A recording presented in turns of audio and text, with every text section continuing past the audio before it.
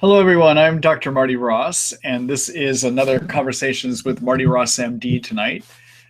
Welcome back for those of you that are coming here again. And I see a number of new faces tonight in terms of the list of people that are participating too. So I'm glad to see some new people here as well too. The way these webinars work, you create them, and you create them with your questions, and I try to respond to your questions to the best of my abilities. I do get stumped sometimes, but generally I'm able to come up with some ideas that hopefully will help you with your treatment. If you would like to ask a question tonight, the way you can do that is there is a chat box over on the right-hand side of your screen down at the bottom. Go ahead and write your question there. When you write it, I ask that you do not hit enter until you have the whole question complete. The reason for that is every time that a person hits enter, it literally creates a separate question on my side. And so it can become difficult to follow the course of a question that gets broken into many different parts. So hit enter only one time, all right? Tomorrow morning, I will be sending out an email inviting you to look at the recording of the webinar. I send that out usually somewhere around 6:30 in the morning, Seattle time, which is Pacific Coast time, or Pacific Standard Time, 3 hours away from those of you on the East Coast of the US.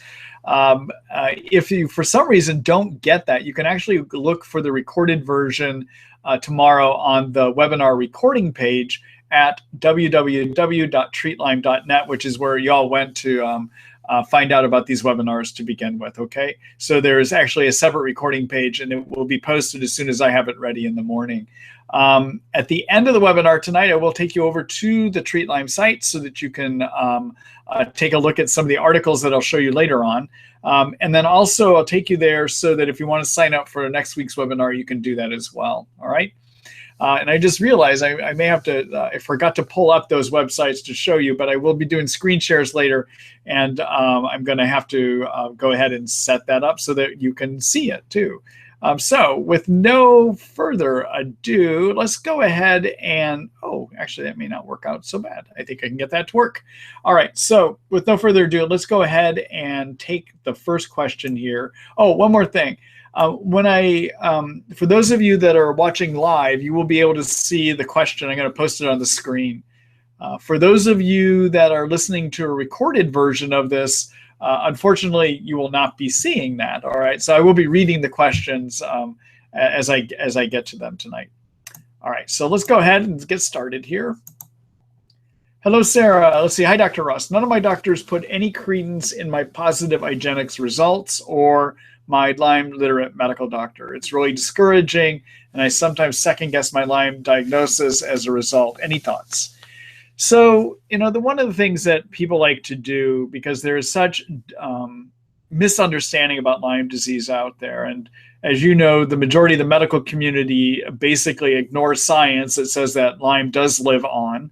So the majority of doctors, unfortunately, think that Lyme is always easily treated with 1 month of antibiotics. And even though their own studies show that with 1 month of antibiotics, about 10 to 20% of people still remain ill, they still somehow think that 1 month is enough to get rid of it. The other thing that they ignore is a whole host of animal and human studies that show that the germ easily does live beyond 1 month of antibiotics, all right? So there's a whole group of doctors out there that are just distrustful of this thing called Lyme disease. And because of that, they like to discredit other labs, all right? So Igenex produces a lot of positive Lyme test results and produces them more often than standard testing. And the reason that Igenex produces more positive Lyme tests than the standard method done by other labs is they have a better test. So here in the States, regular labs like a LabCorp or a Quest use test kits for Lyme that are approved by the FDA. And the FDA follows the Infectious Disease Society of America standards and the Centers for Disease Control standards and how you interpret a Westbringer blot and how you perform it, okay? And use the methods that of Western blot testing that those labs, that the FDA kit uses, unfortunately are not that good. They will miss Lyme, or they'll find Lyme only about 60% of the time. And that's based on documented studies. The method by which Igenex does a Western blot is better for two reasons. Number one, in doing a Western blot, you need to kill Lyme germs, and then we look to see, does your immune system make antibodies against those germs? Igenex grows 2 strains of Lyme. The FDA approved kit only uses 1 strain. Okay, so it's more limited in that you're not testing for as many strains. The other thing that makes the Igenex kit a little bit better when it comes to the Western blot is Igenex looks to see if you have antibodies against 12 proteins that are found on the covering of the Lyme germ, versus the FDA approved test kit only looks for up at most 10 for a family of antibodies called IgG antibodies, and for 3 for the IgM family. The method employed by the FDA CDC basically will find Lyme if you have it about 60% of the time. But when it finds it, it's correct 100% of the time. The method of Igenex will find Lyme if you have it. These are based on internal validation studies. What that means is the Igenex was given blood from the CDC and asked to find which ones have Lyme. And they were able to find it correctly 85% of the time. And when their test came back positive, it was correct 96% of the time. Okay, so the method used by Igenex is better at finding it, but it will be wrong 4% of the time, which compares with the method of the CDC FDA approved test kit that will find it only 65% of the time, but when it finds it, it's correct 100% of the time, all right? Now, the CDC FDA approved kit was only meant to be a survey tool. It was meant for bean counters down at the Centers for Disease Control here in the States that were trying to understand how much of an illness is in an area.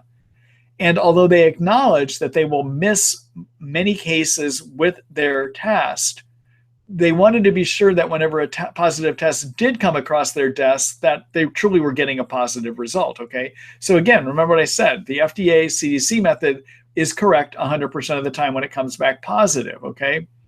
But their test was never meant to be a test that was good at finding the illness.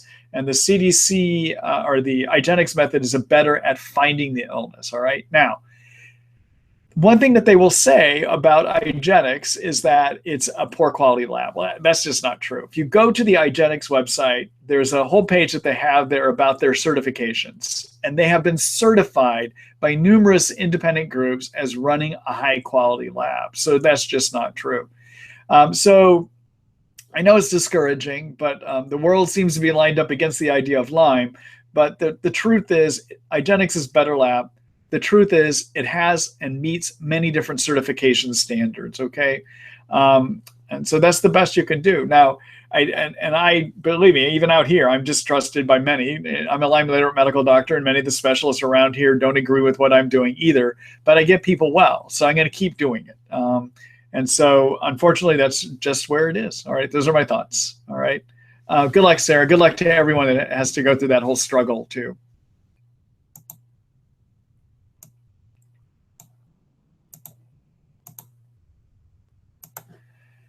Hello, Birgitta. Let's see. Hello, Mr. Ross. Have you heard about using herbal tea of southern wood to increase natural killer cells? What do you think? You know, and you're welcome for the webinars.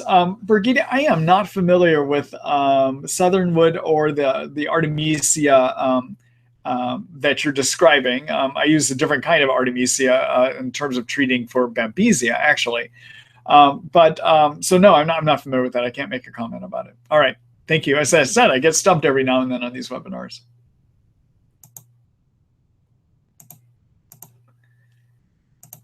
Hello, Brenda. Let's see. Thanks again, Dr. Ross. I have Lyme and Bartonella. Is Spironol, which is Teasel, a stimulant? If so, is there anything I can take to calm down if it revs me up? Also, I'm taking Clarinex for my allergies, and there's a huge help with my neuro symptoms. Have you heard of this? All right, so let me answer both of those. Okay, so Spironol, everyone, is the brand name for an herb called teasel root. And teasel is an herb that can kill Lyme. My preference when it comes to herbs still is to use the combination of banderol, which is also known as a toba bark extract, and cemento, which is cat's claw. Those two herbs together, based on petri dish experiments published about 5 or 6 years ago now, do a great job on petri dish of killing all three forms of the Lyme germ and removing 100% of a slime layer that can block treatment called biofilms. Okay, so they do a good job of killing Lyme and removing biofilms. But sometimes they don't work. And so my next choice usually is to go to Teasel. And I find Teasel works maybe about 65, 70% of the time, compared with Banderol Cemento together that work 85 to 90% of the time. All right, so not quite as good, but sometimes it can do that. Now, I use Teasel quite a bit in my practice, and Brenda, I have not seen it to be a stimulant before. But there is something that I say in managing this illness, and actually managing any illness, and that is that anything can happen to anyone with anything we give them. Okay, so there's what we call the common side effects, and then there's the real side effects that happen in real living people. And each one of us is different. Our genetics are different. How our chemical reactions take place is different. And so therefore, it's very possible that some medicines that might not cause problems in one person can give a certain kind of problem in another person. And that may be where you're feeling Teasel being a stimulant. One thing you might want to consider if Teasel is just kind of revving you up too much would be to try to kind of calm things back down again. And one of the things that can do that would be to use the herb called L-theanine. That's L-theanine, Theanine. L-theanine is a component of green tea. It comes as a 100 milligram pill. And when you take it, it's converted in the brain into a chemical called GABA. And our brain is full of GABA receptors. If you give more GABA to a GABA receptor, it has an effect of calming. Okay, so you might give that a try. You can do it as a 100 milligram pill. You can do anywhere from 1 to 3 pills 3 or 4 times a day. I would start at 1 pill 3 times a day and see if you can tolerate it. Okay, sometimes it can make people sleepy, so you may have to kind of adjust your dose based on that. But that would be one thought that I have for you. The Clarinex is an antihistamine. And in terms of helping with neurologic symptoms, rarely I will see antihistamines help. It isn't something that I would use routinely. I think there's better things to help with neurologic symptoms. But yeah, I could see that might make a difference for you. All right? All right. Thanks for that question, Brendan.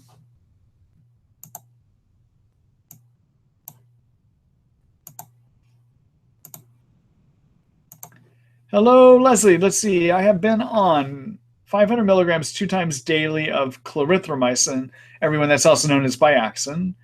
500 milligrams 2 times daily of amoxicillin, and 500 milligrams Flagyl pulsed 2 times daily for 2 days a week for 2.5 months with little change, if any. Is this a sufficient dosage? Thanks for these webinars.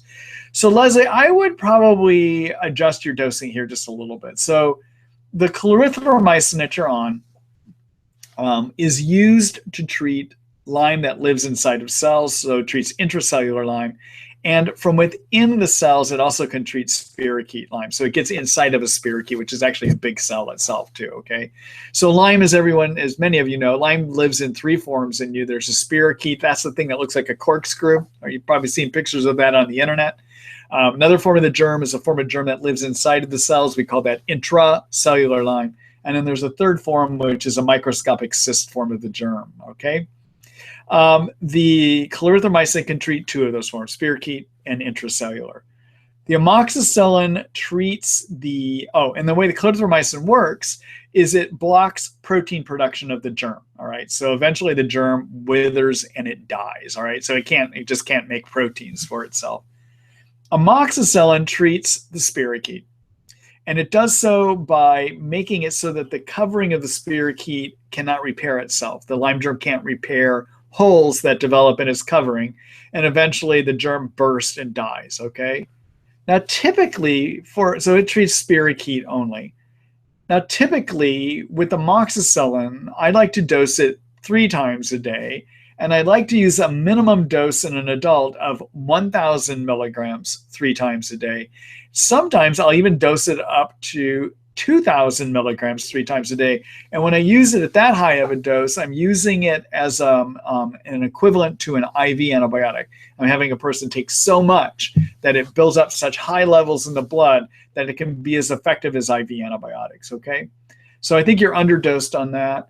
The Flagyl, 500 milligrams, the way that we dose Flagyl is if you are 150 pounds or over, you should be taking 500 milligrams 3 times a day. If you're between 100 and 150 milligrams, 500 milligrams twice a day. And if you're under 100 pounds, I usually would do 250 milligrams 2 times a day. Okay, that's usually how I'll dose it. So I think, I don't know what your weight is, so I can't really comment as to whether you're getting an adequate dose there or not. In terms of using it 2 days a week, yeah, that could be fine. I usually would probably have people, if I'm going to pulse it, I'm going to use it 4 days a week. But it's possible that 2 days a week may be sufficient as well, too. Okay, so those are my thoughts on your regimen. And then the Flagyl is treating the cyst form of the Lyme germ. Okay, so you got a pretty comprehensive regimen going on here. All right, thanks for that question, Leslie.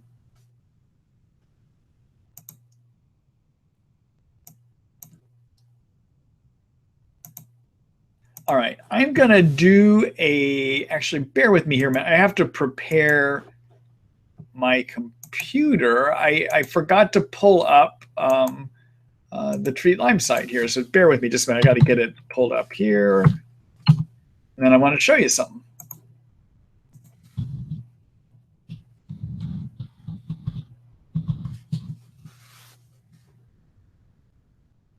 All right, so I'm going to go back here. I'm going to do a quick screen share here.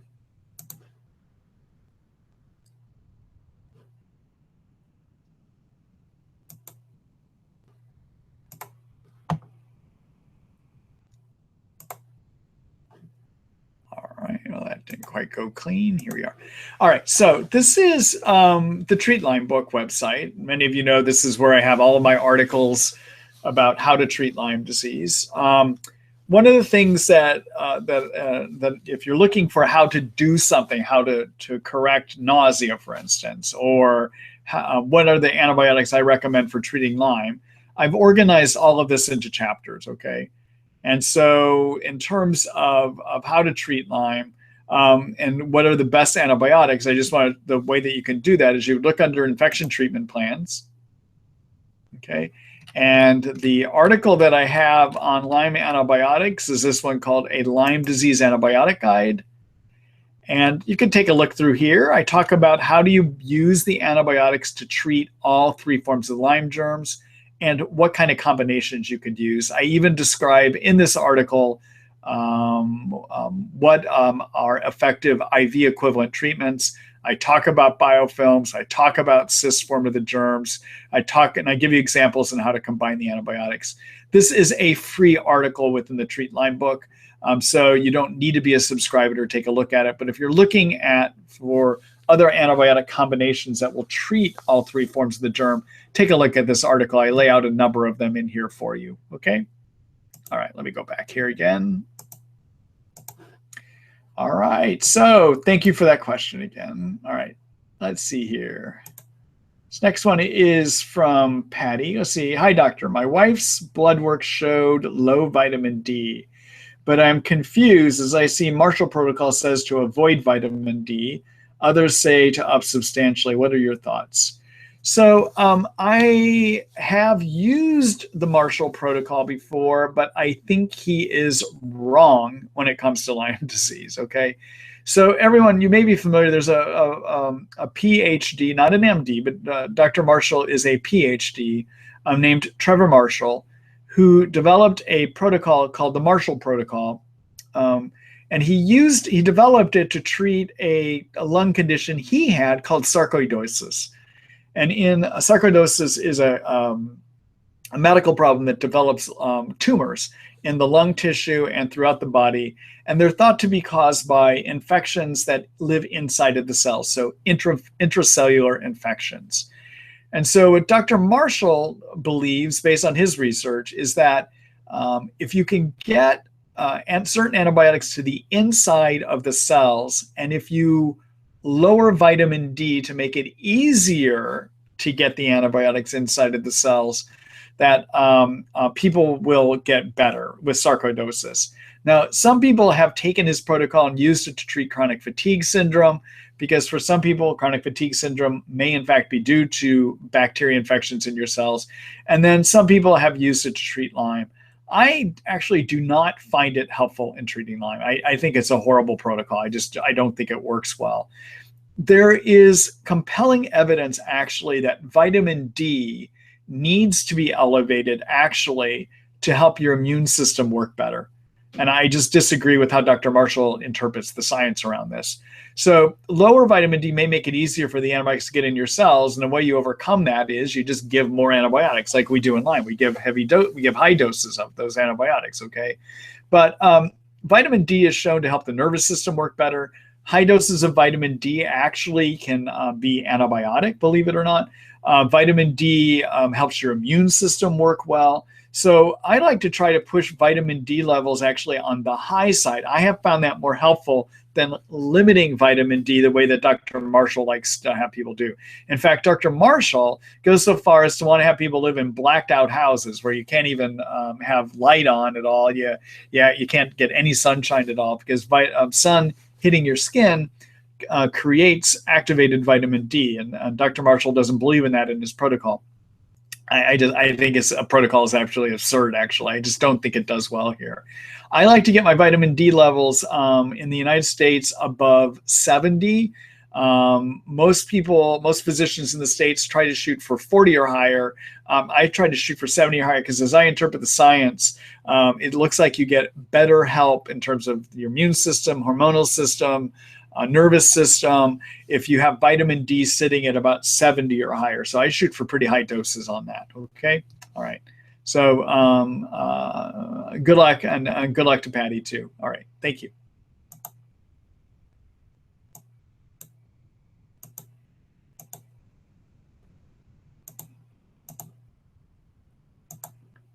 Let's see. Hello, David. Let's see. Can you elaborate on your preferences for soil-based probiotics? Are they more beneficial at treating yeast overgrowth? Yeah, I think so. So many of you may know I have an article about soil-based probiotics in the Treat Lyme book. You can find it in the section on treating yeast, all right? So basically what's happened is we as humans, the bacteria that make up our intestinal tract has evolved over time. And centuries ago, it used to be probably more related to what was in the soil. And that's because we would go outside, we'd grab our food out of the ground, like we pull our beets out of the ground, for instance, and we would wash them off, but they would still have some soil residue. So we used to get dirt in our diet. And through that, we would get bacteria that lived in the soil too. And so what it looks like based on science is that bacteria that come from the soil probably do a more effective job at combating yeast, keeping yeast from taking over territory in the intestines. The other benefit of soil-based probiotics is that they appear to help the immune system work better. They can help with immune suppression. They help overcome immune suppression. And so it's a way of stimulating your immune system by putting better bacteria in the intestines too. So my preference is to use soil-based probiotics.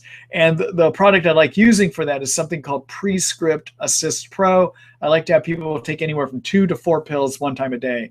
Now, I have them do that. If they get yeast while still on that, then I will add in a standard probiotic product called that has strains of lactobacillus and bifidobacterium in them. And those are the common strains that live in our intestines these days. Okay, so those are the common strains. And the product I like for that is a product that uses strains of bifidobacterium and lactobacillus that have been proven to repopulate the intestines, right? Now that's critical because there's a lot of garbage products out there, garbage probiotic products out there. And the majority of them are using strains of lactobacillus and bifidobacterium that have never been shown to repopulate. And you want to have strains that repopulate, that get a foothold in the intestines, set up shop, and do their good work there, okay? So if I'm doing Prescript Assist Pro, 4 pills one time a day, and somebody keeps getting repeat yeast infections, then I'm going to add a lactobacillus bifidobacterium mix. And for that, I'd like using this product called HMF Forte, all right? So let me just, I'm going to do a quick screen share here. And I'll show you where you can find some things. All right, so I'm going to go back over. So I'm going to show you, this is my supplement store, right? And many of you may wonder why I maintain a supplement store. Well, the reason I do it is I want to make sure that people have access to quality products, all right? There's been numerous studies that have been done looking at supplements that are sold in supplement stores and average kind of brands that the consumer brands. And the majority of them do not have the most effective active ingredients, all right? There are certain brands, they tend to be ones that are sold through physicians' offices, that tend to do a better job of having quality ingredients that actually work, all right? But also having ingredients and fillers in the supplements that will not harm a person. And so I've tried to go out there and find products that have the greatest chance of having active ingredients and also the least chance of having fillers in that might harm you when you have Lyme disease. And so you'll find them here at Marty Ross MD, Terrabrook ND supplements, okay? All right, so I've already talked to you. So in terms of what do I recommend for the soil-based probiotic? Well, it's called Prescript Assist Pro. And that's this one here, okay? And then in terms of the other probiotic, the one that I like because it's got good strains of Bifidobacterium and Lactobacillus that repopulate the intestines. This is it. This is the HMF Forte is what I recommend, okay? All right. So if you hear me talking about various supplements tonight, this is where you can find them, okay? All right, let me go back here. All right. Thank you, David, for that question.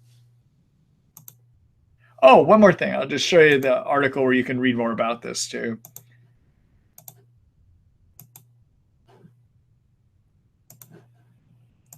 Okay, so in the Treat Lyme book, again, look under chapters, and there is a section called Germ Control. Look under yeast, and in the yeast chapter, you will find articles about chemicals you can use, like lufeneron, which is an experimental treatment. I have a whole article about approaches I use to kill yeast. And then here's the article on the Prescript Assist, or the soil-based probiotics that I was talking about, okay?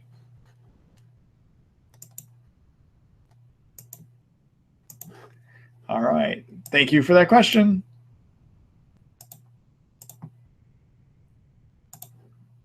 Hello, Gloria. Let's see. Thank you for your time. You're welcome. I am getting better after 1.5 years of Lyme treatment. Question about Meriva 500. My Lyme doctor told me I could cut back to 1 a day, and now I see Thorne makes a sustained release version of the 250 milligrams. I was on 500 milligrams 3 times a day. What should I be taking? Thank you. All right. So Thorne makes a product called Meriva SR and a second product called Meriva 500 SF. All right. So they actually are the same thing. They use curcumin that is microscopically wrapped in fat to increase its absorption. The Meriva SR is a 250 milligram pill, and the Meriva 500 is a 500 milligram pill. And they both use sunflower oil as to get the fats that they microscopically wrap the Meriva in, or the curcumin, to increase its absorption, okay? So if you are getting better, yeah, it might be possible to cut back on your curcumin.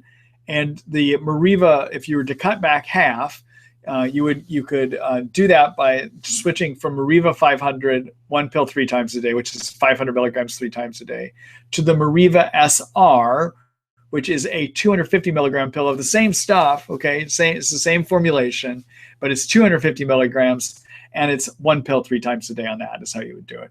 Okay, can work quite well. I used to carry the Meriva SR here. It's just that I have so many people that I just leave on the 500 milligrams. It doesn't make sense to do the 250 milligram product. All right. All right. Thanks, Gloria. Good luck to you.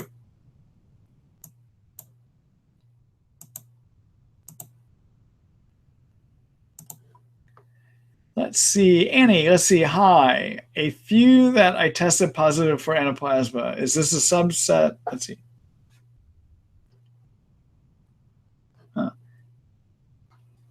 All right, so I'm not quite sure what your question is. I'm having a hard time understanding it. But in terms of anaplasmosis, Anaplasma is one of the co-infections that you can get when you have Lyme. Okay, so co-infections are when a tick transmits Lyme to you, it's possible that it can transmit some other germs to you. We call those the co-infection. The big four, the important four, and are Anaplasma, Ehrlichia, Bartonella, Babesia. Anaplasma is one. Signs that you might have anaplasma can be a lot of muscle achiness and elevated temperatures. Those are two signs that make you think of anaplasma.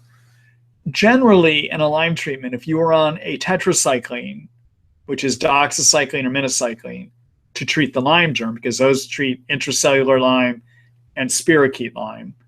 But if you're using those to treat Lyme, if you're on either one of those for at least 2 weeks to 4 weeks, you have taken care of anaplasma and you have taken care of Ehrlichia. And because of that, I don't advocate testing for those. When it comes to the two other co-infections, Bartonella and Babesia, I make my decision to treat based on whether you have enough symptoms suggesting that you have those infections, okay? And so I don't even advocate testing for those. And the reason is Bartonella, we estimate 30 strains, and yet we can only test for 2. All right, so you can still have it and have negative testing. Babesia, we estimate there's 15 to 20 strains, and we really are only decent about testing for 2 strains of that too, okay? And that doesn't matter what lab you use. We only can really test for 2. Same with Bartonella. So I know there's Galaxy Labs, for instance, which has all the buzz these days as being the greatest lab for testing for Bartonella. Their testing is only good for 2 strains of Bartonella. That's all they test for, okay? So I don't think they're really much better than actually Igenex when it comes to looking at this, all right? So anyhow, those are just what my thoughts are. In terms of how do you figure out if you have it and what are the symptoms, take a look later at this article. I'm going to get over there. All right, so I'm back in the Treat Lyme book. If you're trying to figure out if you have an infection, take a look at the section here under Lyme Disease 101 called How to Diagnose. And in there, I talk about, there's this article called It Could Be Bartonella or Babesia, the Symptoms and Signs. And in here, I tell you what are the symptoms and signs that I look for Bartonella and for Babesia. And basically, if you have enough of them, you got it, okay? So take a look at that article. That'll give you more of the information about how I go about diagnosing those infections. All right. Thank you, Annie, for that question. And good luck.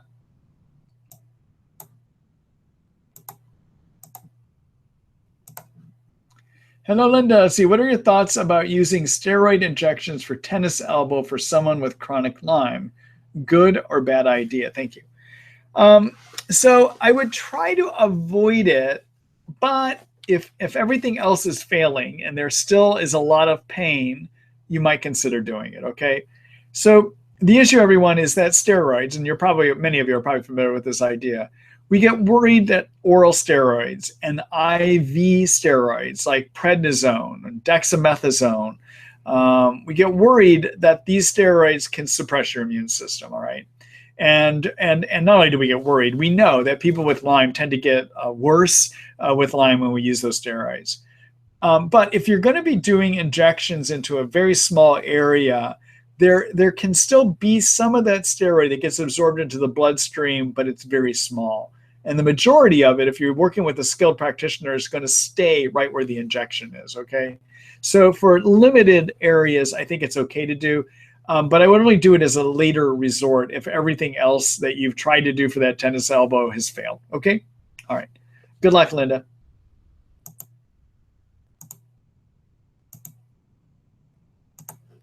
Hello, Kelly. Let's see. Hi, Dr. Marty. Have you heard of high-dose niacinamide as Lyme treatment, and why would this work? Thank you. All right. So niacinamide, or niacin, is a supplement that causes your blood vessels to dilate. All right.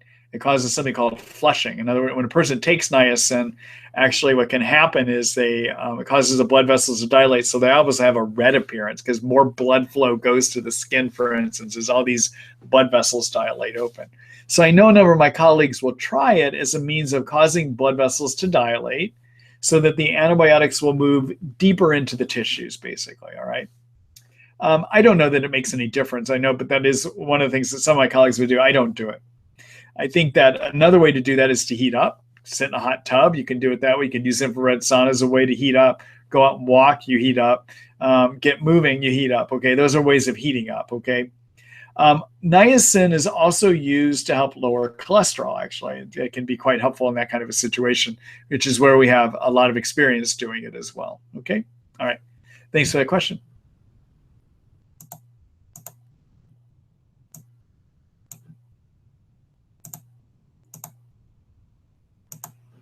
Hello, Chris. Let's see. Do you still recommend the Institute for Functional Medicine diet? I have lost too much weight on it. What can I do? Chris, so what Chris is referring to is I, on my website, recommend a paleo diet, a paleo type diet, okay?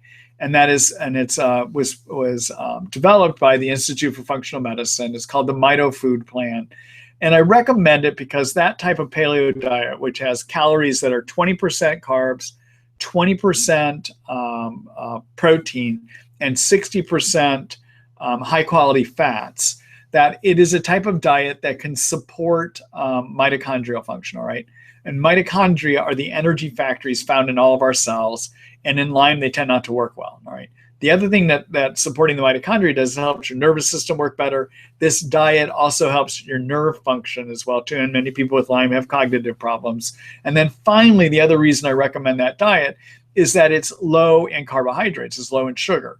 And therefore, it causes you to have less of a chance of developing too many yeast, okay? Now, even though I recommend it, it does not mean it works for everyone, all right? So there's some people that just cannot maintain enough weight on it. The first thing I would do if you can't maintain enough weight on it is just add more fat, okay? So take a look at their fat recommendations and even add more, all right? That would be the first thing to look at. But if that's not enough, then you might want to take the foundation of that diet and start adding in 1 or 2 servings a day of beans or legumes. Get your carbohydrates up, okay? And even though that's not the foundation of the science of that diet, that's how I would go about doing it. All right? Okay, Chris. Good luck.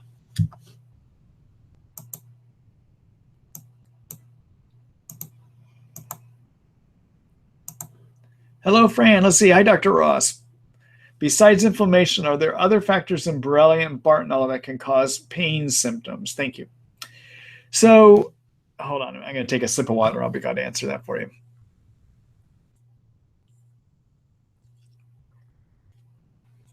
Okay. So, in Lyme disease, as many of you know, if you looked at any of my written information, or if you've participated in these webinars before, I talk about these chemicals called cytokines. All right. So cytokines are good and bad. They're made by white blood cells when the white blood cells see an infection, and they're designed to turn the immune system on. So they cause more white blood cells to be made. They draw those white blood cells to where the infection is, and they help those white blood cells work better. That's all great. However, when you have Lyme, the immune system many times will not do a good job, but it keeps trying harder and harder, and eventually it makes too many cytokines.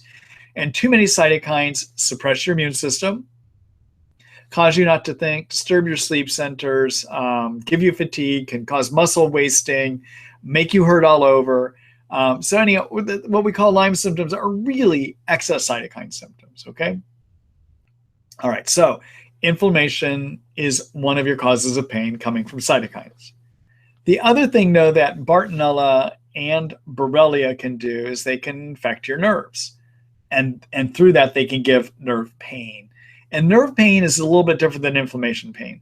Nerve pain is from the injured nerves actually have their own kind of pain. They release neurotransmitters that give you the pain symptoms that you have.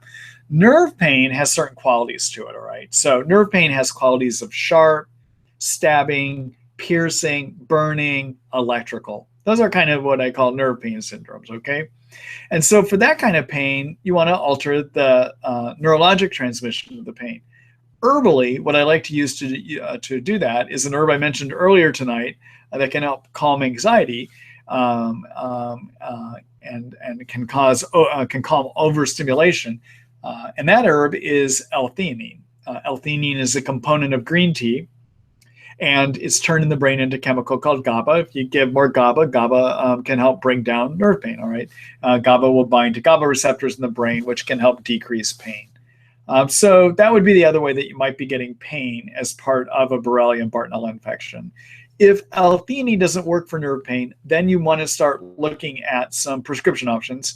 Those usually are antidepressant medicines like trazodone, like nortriptyline, like amitriptyline, or using anti-seizure medicines like gabapentin.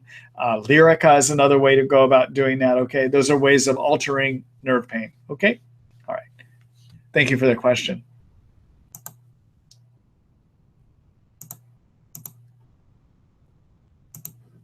Hello, Victoria. Hi, Dr. Ross. Do you think it's okay to take vitamin D3 if your 125 hydroxy vitamin D is high? Yeah, again, so the high vitamin D 125 being high, being a problem is an idea promoted by Trevor Marshall. I just don't think it bears fruit. Okay, so yeah, I would go ahead and I would look primarily at what your vitamin D3 level is, which is your vitamin D25 hydroxy. And if your vitamin D25 hydroxy is sitting less than 70 here by standards here in the US, then I would take vitamin D. All right, there's many benefits that come about from it. And I think you may have heard me talk earlier tonight about the Marshall protocol, and I just don't think it really works well here in Lyme disease. Okay, all right. And if you missed that, take a look at the recording tomorrow morning when we get that out to you. Okay, all right. Thanks for that question, Victoria. Hello, Emily. Let's see. I have seen many practitioners over the years of treatment. They all seem to have different recommendations for best living environment. No carpet, no antennas on the roof, no Wi-Fi, no smart meters, no exposure to auto fumes, etc. Can those of us with Lyme live anywhere? Or do I buy a log cabin? You know, I know that many of my colleagues go overboard. Yes, I do believe that environment can play a role, and that for some electromagnetic frequencies can be bad. For some, having dust mites that build up in carpet can be bad, okay? But that's not in everyone. And so, those are things that you're talking about here that I find limited benefit for the majority. And I'm only going to start doing those kind of adjustments down the road, 6 to 9 months into treatment, if everything else that I recommend is not working, okay? So do I think you need to do all these things? Probably not. I mean, one of the things you would do is experiment. See if being around antennas causes you to have any problems. If it does, stay away from it. If it doesn't, start using them. Yeah, I think that some of my colleagues are a little bit heavy-handed here, okay? So what do I recommend? What are the big things that are really important? Because for most people, most of what you've just listed here really is not important. They create minor improvements, okay? So let me show you my treatment guideline, because my treatment guideline is what I call the big steps, the things that are going to give you the biggest chances of getting you well. When you have Lyme, you do not need to fix every problem to get well. You just need to fix enough of the big problems so that you start having health again, okay? Or what I like to call it is the rain barrel analogy. If you put enough raindrops in a rain barrel, it will overflow. All right, so if you create enough, if there are enough small problems collectively health influences can add up to a major problem. That doesn't mean that you need to fix all of them. It doesn't mean you need to stop all the rain from going in the rain barrel. You just need to fix enough so that the rain barrel isn't overflowing, all right? So what are the things that really cause that to happen? What are the best options to get you well? Well, what I have found is getting sleep is one of the most important things. And so I have that in my treatment protocol. Step 1, get sleep. Get sleep, lower cytokines. It helps your immune system work well. And I give you some recommendations about how to do that. And if you want more recommendations, take a look at my Sleep 101 article. And through that, you can look at even articles, prescriptions that I recommend, and even further herbs that I recommend, okay? Number 2, I like the paleo diet that I mentioned earlier, okay? Number 3, lower cytokines, all right? Now, you want to lower cytokines because you'll feel better, but also lowering cytokines can help decrease immune suppression created by too many cytokines, all right? Number 4, be on something that helps your body deal with stress. So be on something that is called an adaptogen. And for that, I like ashwagandha, all right? Ashwagandha is an Ayurvedic East Indian herb that has been used for centuries in both of those types of medicine because it is observed to give people better energy. In addition, there's animal studies that show it helps thyroid function and even your adrenal function, okay? Number 5, correct hormonal problems, all right? Lyme causes hormonal problems. Correct it. And I tell you how to do that here. Number 6, be on a good multivitamin. Number 7, take care of yeast. If you have too many yeast in your intestines, you're going to feel very poor because too many yeast also trigger cytokines, right? And I've already mentioned cytokines suppress your immune system. Cytokines give you most of your Lyme symptoms, okay? And too many yeast in the intestines can be another cause of that. If you want to know if you have too many yeast, check out my yeast screening tool. I'm just kind of floating over it right now with my cursor here. Click on that, fill it out. If you score over 140, there's a good chance you have too many yeast, okay? Number 8, treat your Lyme infection. And I give you some options here. Number 9, do some basic detox steps. Number 10, treat your co-infections of Bartonella and Babesia. Work with additional natural medicines if you have symptoms. And number 12, exercise, okay? These are the essential steps. If you do those 12 things, you probably never will need to deal with electromagnetic frequencies. You're probably not going to need to do special detox work. You're probably not going to need to remove various fillings in your mouth, et cetera, all right? Give all these steps about 6 to 9 months. And if they're not working, then it's time to start thinking of additional steps, all right? And that's when you want to take a look at part 13 here, my special considerations, okay? All right, so Emily, those are my thoughts, all right? So yes, you can live in places. You do not need to do all this avoidance that many of my colleagues talk about. I think there's limited gain for what many of them are talking about, all right?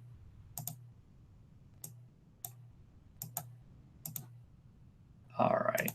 Hello, Linda. Let's see. What are your thoughts about using steroid? Oops, we already answered that. I think you snuck that in twice. Hello, Annie. Let's see. I just tested positive for anaplasmosis. Do I necessarily have Lyme? No, you don't necessarily have Lyme. So, as I mentioned earlier, there's 4 co-infections that you can have with Lyme. And again, these are other germs transmitted by a tick, all right? What this tells me, if you have anaplasmosis, is that you probably have been bitten by a tick. That's what it tells me.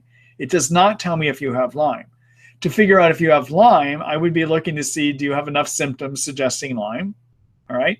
And do you have supportive blood testing? Those are the 2 big things I would be looking at. So if you want to know how I diagnose Lyme, there's 4 things I consider. One is, what's the risk of getting it? All right. So if you've got one infection suggesting a tick bite, well, guess what? You probably have been bitten by a tick. So there's a risk you could have gotten it. You have a highest risk if that tick bite occurred and you're in the Northeast United States, or you're in Minnesota, Wisconsin, Michigan, or Northern California, but you can get it anywhere in the country. And if you're out of the state, you can get it anywhere in the world, actually, okay? So Lyme is just not isolated to those certain zones that everyone say are the high power ones, all right? So first thing I look at, what's your risk? You got risk of getting Lyme if you also have Anaplasma, all right? Second thing I look at is, do you have enough symptoms suggesting Lyme, and have all the other possible causes of those been ruled out? In other words, is Lyme the most likely cause of those symptoms? Number 3, I look at, are there any physical exam findings? And frankly, there aren't many. And then number 4, I look at, do you have supportive testing? Now, you don't have to have a positive test to be diagnosed with Lyme, but it's helpful if you do have a positive test, all right? So if you want to see more in more detail what those symptoms are, or the steps I take that diagnose Lyme, there is a whole video article that I have about it. And you can find that video article in the Treat Lyme book. And so look under the chapters tab up here, go to the How to Diagnose, and then take a look at this article called How to Diagnose Chronic Lyme Disease More Than a Test. It's a 15-minute video from a webinar I did maybe about 2 or 3 years ago. It's still very relevant. Take a look at it and you'll see the steps that I take to diagnose Lyme, okay? It has all the symptoms. I give you the various considerations of the different testing that you can do. It's a very thorough article, so take a look at that one. All right, now, I know that many of you listening in on the webinars tonight are not subscribers to the Treat Lyme book, and that's fine. But, you know, the thing is if you do subscribe to the Treat Lyme book, you get access to all those articles that I have. And I bet many questions that many of you have could be answered if you just look for the articles that I have written about whatever your question is, all right? I do appreciate it if you subscribe. If you start reading one of those articles and you're not a subscriber, you're going to be asked to subscribe, all right? And just know that when you pay that subscription, what it does is it allows me to take the time to do these webinars, for instance, okay? So you're supporting this kind of work, but you're also supporting my ability to keep trying to update those articles, all right? So I appreciate if you do subscribe, and I welcome your subscriptions, okay? So I appreciate if many of you would take a look at that later after the webinar tonight and go ahead and subscribe so that I can keep doing this kind of work, all right? All right, so thank you for that question. And let me take the next one. Hi, Casey. Let's see. I was told to get anise, wobezyme, black walnut, green hull, and apricot seed to help treat biofilm. Boy, that's very interesting. So there's no science that says that anise would work for biofilm. There is no science that says black walnut, green hull will work for biofilm, nor do I understand why anise and black walnut, green hull would work. And there is no science that would suggest apricot seed would do it, nor do I understand why they would recommend that. The wobezyme is a group of enzymes that can break down biofilm potentially. However, if you're going to use enzymes, what I find that works better is not wobezyme. It is lumber kinase. And the lumber kinase is a group of enzymes that come from earthworms. It's a crazy illness. I mean, some of the things that we wind up having to use to get over this. But what lumber kinase does is it breaks down protein, and specifically it breaks down the protein skeleton that Lyme uses to hold its biofilm slime layer together, okay? Specifically, that protein is made up of something called fibrin, which is the blood clotting protein, and lumber kinase breaks down the blood clotting protein, all right? I find it to be stronger and more effective than wobezyme. There are also other things I think that work better than that. The herbs Banderol Cemento, if we look at, as many of you know, that's my primary treatment that I recommend herbally for Lyme. One of the reasons I recommend it is the Petri dish experiments tell us, and this is science, okay, the science tells us that these break down about 100% of biofilm in laboratory. I think that may be why they work so effectively, actually, all right? Also, laboratory experiments tell us the prescription drug tinidazole breaks down 95% of biofilm.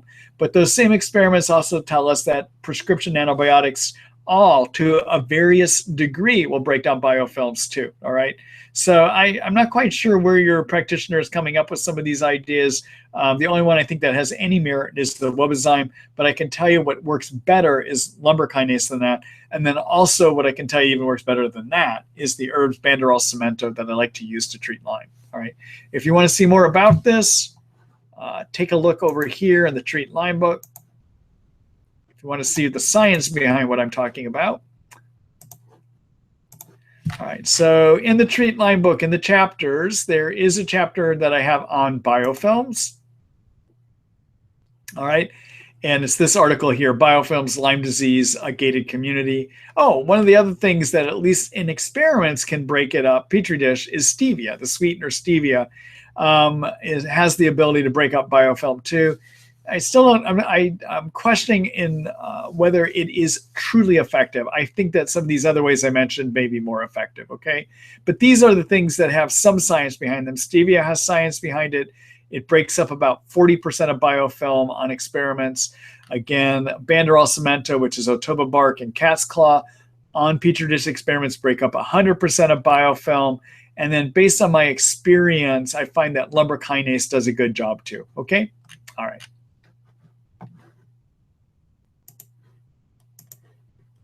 All right. Thank you for that question, Casey. Good luck to you.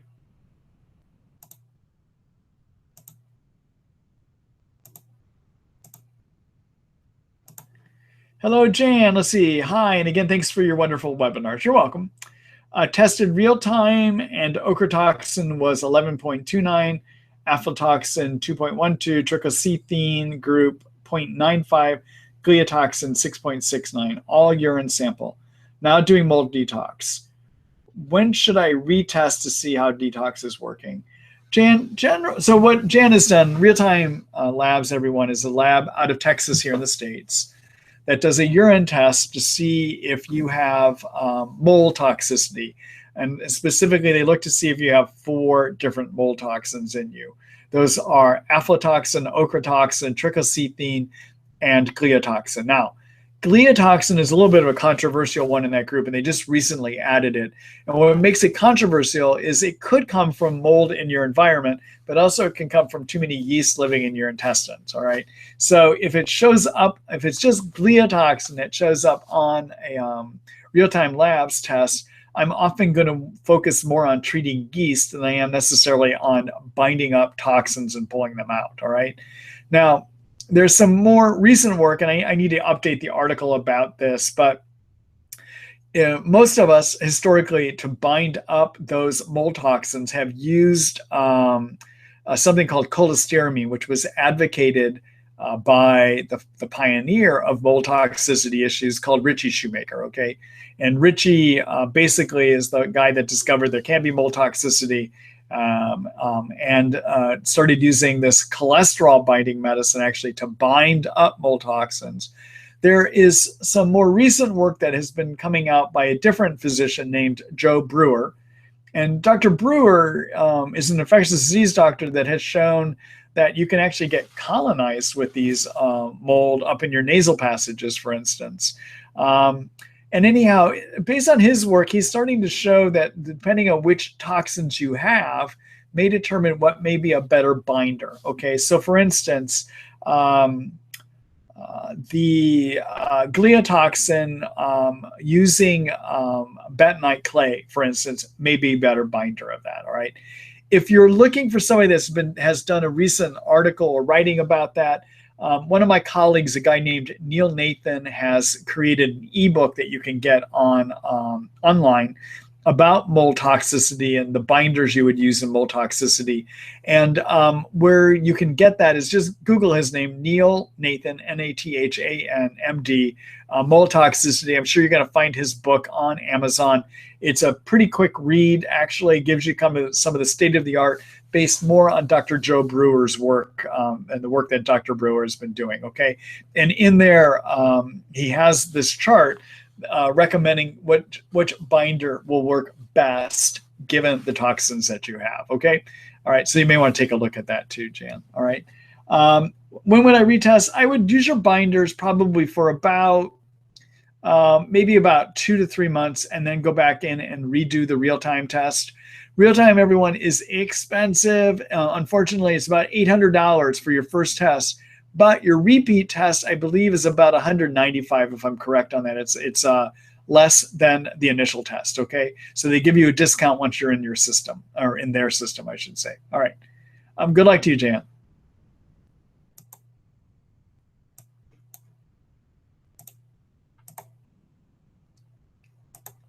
Hello, Sybil. Let's see. Please discuss your approach to detoxing high mercury and lead. Also, how is mold toxicity diagnosed? Thank you for your wonderful webinars. All right, Sybil. So in terms of mold toxicity, I'm going more and more to doing the real-time lab test out of Texas. So what I'm going to do, if I'm going to consider if somebody has mold toxicity issues, I'm going to ask them about where they've lived and whether they have actually seen mold before, or whether they actually know that they've been in environments that have a lot of mold. All right. And if they do, and if they're not getting better by all the other things that I do in my treatment, then I'm going to come back and do the real-time lab. I know it's expensive, but I think it's probably giving us the most accurate results. Dr. Shoemaker advocated doing a genetic test called an HLA-DR test to see if you might have the genetic predisposition to not being able to remove mold toxins. So 25% of people, according to Shoemaker's work, are set up so they cannot remove mold toxins once they get in them. But the problem is his testing just doesn't have that much reliability. I know he swears by it, but as I use it, I don't think it's a good predictor of who is going to have the problem or who is going to respond to binding them. Okay. Now, why do we use binders? Well, so to understand that, you've got to understand what happens in this illness. So when you have mold toxicity illness, according to Shoemaker's work, 25% of people, when they breathe in or drink in mold toxins, are not able to remove them. All right. What's supposed to happen in 75% of us is our immune system sees those mold toxins, tags them for removal, they get broken down, and they get moved out. Okay. We poop them out, basically. But if you're one of the 25%, what happens is those toxins do not get correctly tagged. They go to the liver processes them in a fat-based form.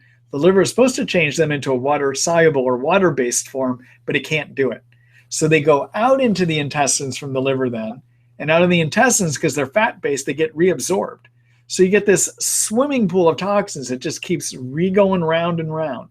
And what all of those toxins do is they trigger too many cytokines, okay?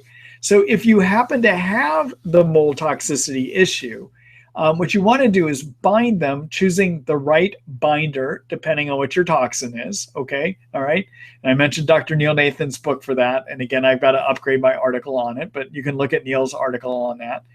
And then you bind. And usually, if you bind for at least 2 months, and you're not being re-exposed, that's going to be enough. Okay. Now, if you bind after 2 or 3 months and you're still spilling toxins, then you got to start wondering, have you become colonized? Is mold living in the mucus lining of your sinuses and maybe your intestines? And if so, then you got to kill them, okay? And the way to do that is, for your gut, is to take a prescription medicine called itraconazole. I like having people take a 100 milligram or 200 milligram pill one time a day.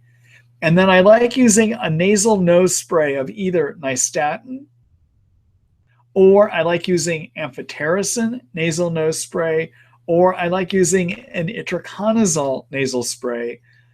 And I will do that twice a day. And then the other thing I will do is I'll have a compounding pharmacy make up something called EDTA. And EDTA will help break up your biofilm that can form up in the sinus passages too. Okay, now, there is no right amount of time to treat with the antifungal agents. I've talked with Dr. Nathan, who wrote that recent book, and he sometimes will treat for a year or two. All right, that's a long time. I had a patient that I treated for 6 months. We stopped. She was doing better. And now about 4 months later, she's starting to get symptomatic again. I went back and retested the real-time labs, and it's all back again. So 6 months wasn't enough. So sometimes you need to treat for a year or longer with your antifungal agents if you happen to be one of these people that can't get rid of it, okay?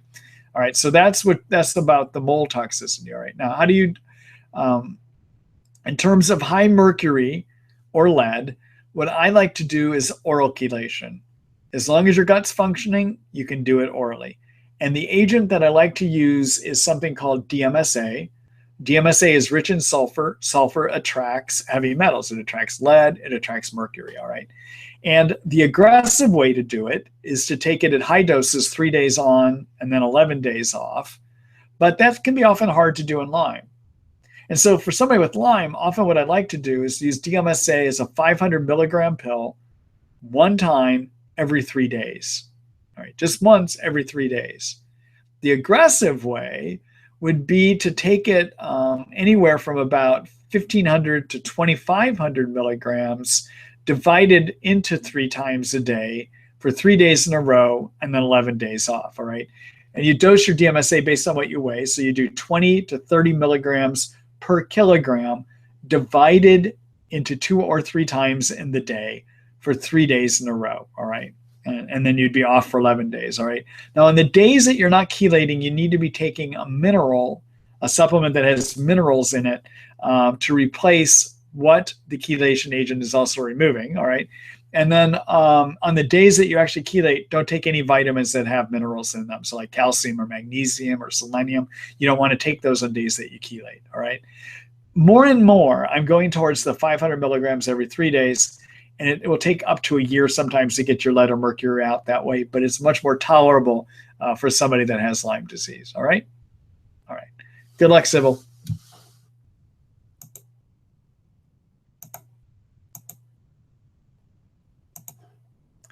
Hello, Marcy. Let's see. My daughter has had Lyme 9 years. We have treated aggressively and have followed all your guidelines. The fatigue and brain fog are bad. She can do nothing. What else can be done besides all that is on your website? You know, Marcy, that's a hard question to answer without knowing a lot more detail. Unfortunately, I'm not going to be able to answer it because I need to know much more about specifically what you tried, when you tried, how you tried it, what her symptoms look like overall, etc. Okay, so one thing I'd recommend for you, and this is for anyone that would like more advice from me, that what you can find in the book, is you could take a look at my online consult service. And basically what this is you can visit with me through Skype. And through Skype, I can spend an hour or so with you looking at various aspects of the care that you've received and see if there's other ideas that I have. Now, because it's done on Skype, because I don't get to examine a person, there is one limitation to this, and that is that I cannot prescribe medicines, but I can make recommendations. And those are some things you can share with your physician, for instance, okay? Take a look at this whole page. I tell you how to contact us. I tell you more about how it works. There is a disclaimer that you would need to sign if you're going to do this with me that basically says, you know, that I'm not examining you, and so there is one deficiency in this. But frankly, most problems you can deal with in Lyme do not require a physical exam to figure out what's happening with a person, okay? All right? So take a look at this, and I'm more than glad to help people online and do so daily, actually. Well, maybe about once a day, maybe once every 2 days or so. All right.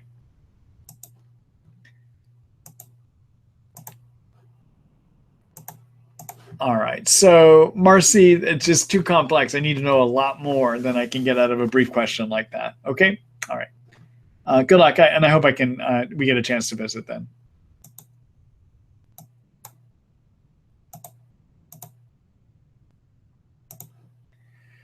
Hello, Susan. Let's see. I am on bioidentical thyroid, 60 milligrams, or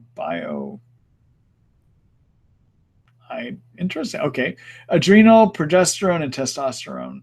Thyroid since December, which was increased in March, but I had a heart attack. In April, caused by Lyme, so they reduced dosage back to 60 due to heart racing. Hormones, no better.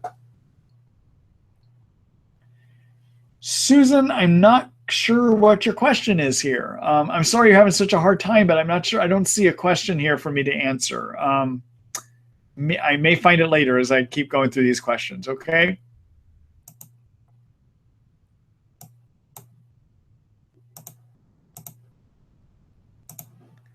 Hello, Christy. Let's see. Wondering what your thoughts are regarding using herbal tinctures to heal Lyme, Mycoplasma, and Chlamydia pneumonia, as well as Epstein-Barr virus. I am taking St. Francis Deep Immune, Physica MYP Tox, Harmonica Arts Line Ease, and an antiviral tincture. Efficacy of these treatments. You know, most of these things that you're taking, I don't know, okay, to be honest with you. To answer about the virus, I would need to know more what's in that antiviral treatment. If it's got olive leaf extract, and if it happens to have a monolaurin in it, it probably is a good tincture. In terms of the Harmonica Arts Limeese, I don't know what's in that. In terms of what herbs do I think work for Lyme, Banderol Cemento. 85 to 90% of the time, Banderol cemento will work, okay? Mycoplasma and chlamydia pneumonia, I think, are overhyped up in Lyme. I do not think they are the big problem. I know Dr. Horowitz talks about those. I just think he's got it wrong. They are common infections that live in healthy people, and I don't think they actually cause us a problem here. Epstein-Barr virus periodically can give problems, and the way I like to go after that is usually with olive leaf extract, okay? But if you're wondering how I treat these various things, take a look on the Treat Lyme site, all right? Take a look at what I've written about those. Okay, good luck to you.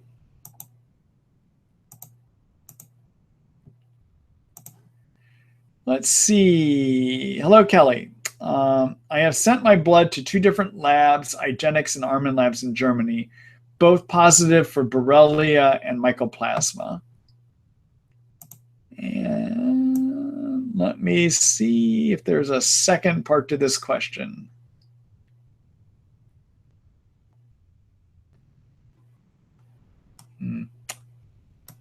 Kelly, it doesn't look like I got any more of that question through, so I'm not able to, I don't know what your question was, unfortunately. Hello, Catherine. Let's see. I have late-stage Lyme disease. Now mold is a major problem, and viruses tests show sensitivity to mold types. Chitoonium was found in my apartment. Blood tests for this. I'm living in a hotel. I'm in a phenomenal unremitting pain. Also, genetically, I can't detox. What can I do?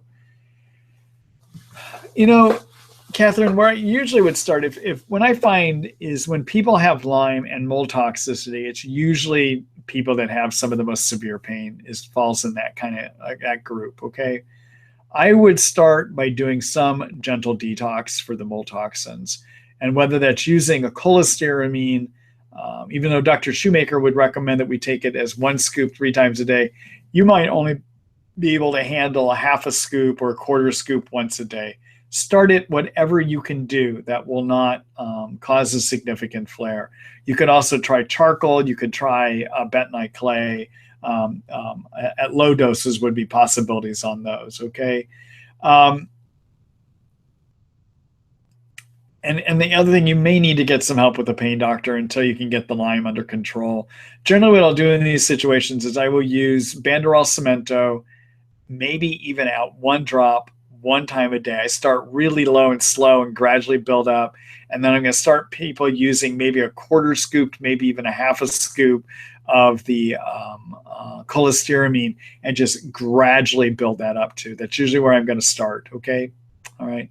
Sorry for where you are. If you want more specific ideas, feel free to look me up in one of the online consults. I'd be glad to give you more specific advice for your situation. But those are just some general thoughts that I have. Okay. All right. Good luck to you.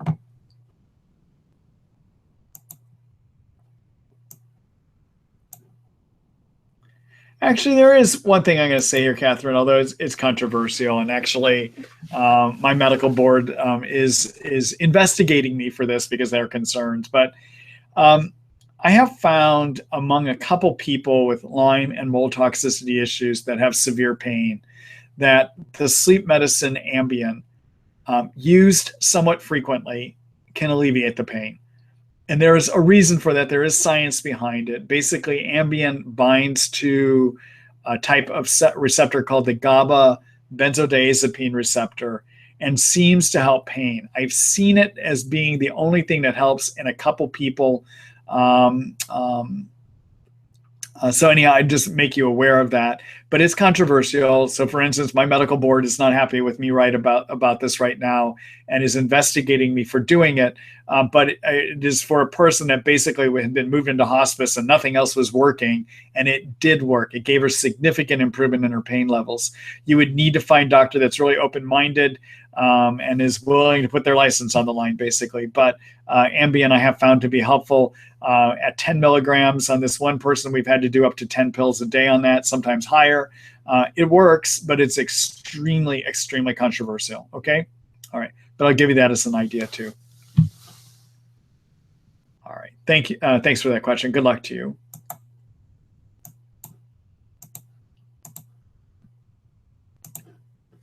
Hello, Joan. Let's see. Just diagnosed with long-term over 20 years Lyme. My doctor is a Lyme literate doctor and has started me on 60 days of doxycycline hycalate, 100 milligrams each tablet.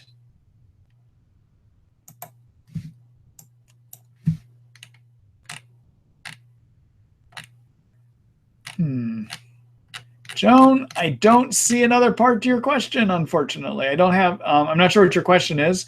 That seems like a possible treatment if that's the only thing that you're on. However, I don't think it's enough.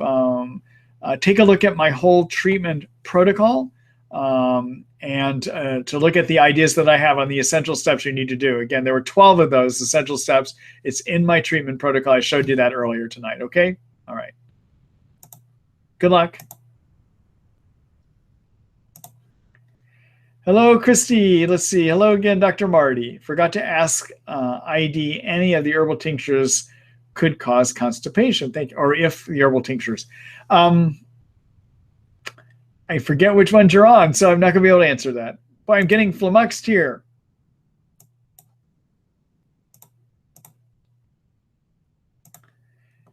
Let's see. Hello, Sarah. Let's see. Hi, Dr. Ross. Thanks for the time you spend helping us. You're welcome. Will arthritis, which develops during Lyme disease, slowly disappear afterwards? What can be done to alleviate the pain from this? So often the arthritis in the joints caused by Lyme can get better and will go away, okay?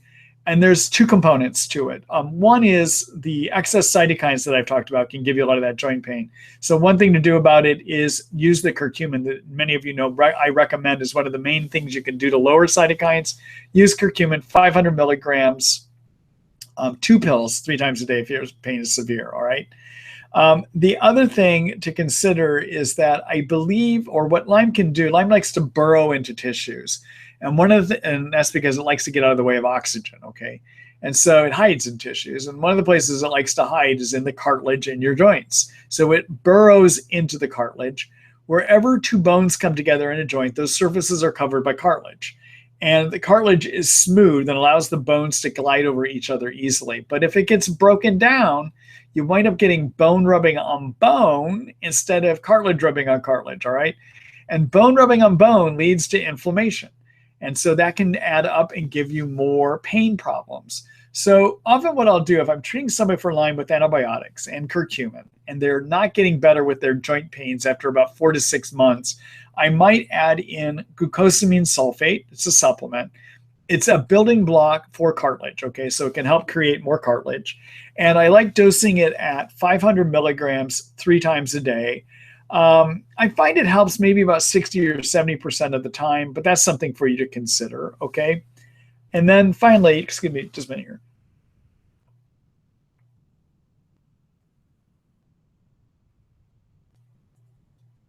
And then the other thing to consider, if you try that and it doesn't work, so you try curcumin, you try killing your germs, and then you try using glucosamine and it doesn't work, then you might want to give some consideration to trying something called low-dose naltrexone. Naltrexone can help turn down autoimmune Lyme, where Lyme actually attacks your joints. Where the immune system, as a result of having Lyme in you, the immune system can sometimes start attacking the joints. And low-dose naltrexone is a way that can sometimes help with that. Now, I have a whole article about it. We're kind of winding down in the time tonight, so I'm just going to show you the article about low-dose naltrexone so you can take a look at it on your own. All right, so a couple of things for you to take a look at. So in terms of the pain, the inflammation, take a look at my chapter on Herxheimer and cytokines. And you can look at various ways that I talk about lowering cytokines here, including using the curcumin, okay? Another thing that you might want to look at is, I guess I need to tag it so it would be part of this. The other thing that you want to look at is take a look at my chapter on the immune system. And there's this article on low-dose naltrexone right here, on low-dose naltrexone and Lyme. Does it help? Take a look at this one. I talk about low-dose naltrexone and why it could be something that might even help with your joint pains too, okay?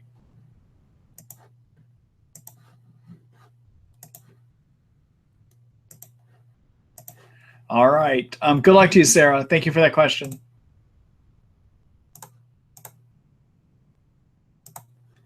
Hello, Jan. Hi again. Question number 2, if you get to it. I am always dehydrated even though I drink lots of water all day. When I take bicarbonate and salt, my feet swell. How can I get my body to hold water? One thing that you might want to have your doctors take a look at is to see if this is being caused by more of a brain hormone problem. There's a chemical in our brain called antidiuretic hormone that is supposed to talk to the kidneys and have the kidneys hold water in the body so we don't pee it out as much, which can decrease our thirst, okay? So your doctor should measure something called an antidiuretic hormone level. The other thing that they should do is measure the concentration of your blood and of your urine, okay? That's called an osmolality level, all right? And then using that information, they can tell whether you actually need to be placed on antidiuretic hormone, which could be a way of actually adjusting and helping with some of the increased thirst that you have, all right? So I would look into that. Good luck, Jan.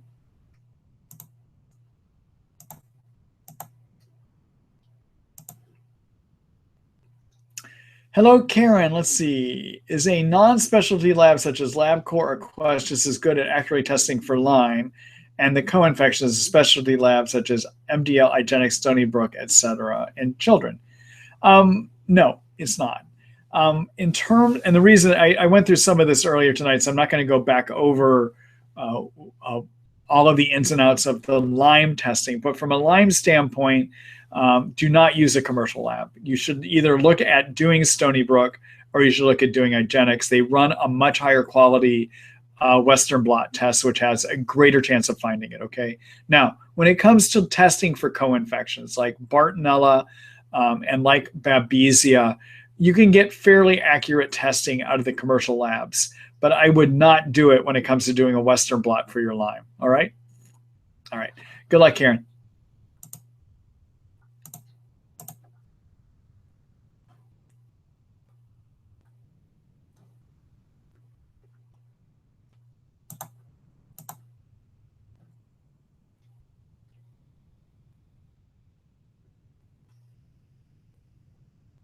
All right. That is it for me tonight, everyone. I'm tired. So we did about an hour and 25 minutes here, and I'm beat. So I'm gonna go ahead and call it quits here for tonight. Thanks everyone for being here. Sign up for next week. We'll do another one of these next week. And in a second here, I'm going to take you over to the Treat Lyme website so that you can go ahead and sign up for next week. When you go there, I'd appreciate if you click on an article and sign up for the book. Keep in mind, every time that you subscribe, you're supporting the work in these webinars, okay? And I plan to keep doing them, but I'd like to get some support for doing them too. So I appreciate it when you do that. And for those of you that have subscribed, thank you very much. I'm glad that you're part of this community and the work that I'm doing here. All right. Thanks, everyone. We'll see you next week. Oh, tomorrow morning, keep a look on your email, and you will get a copy of an email saying that the recording is available. All right. Good night.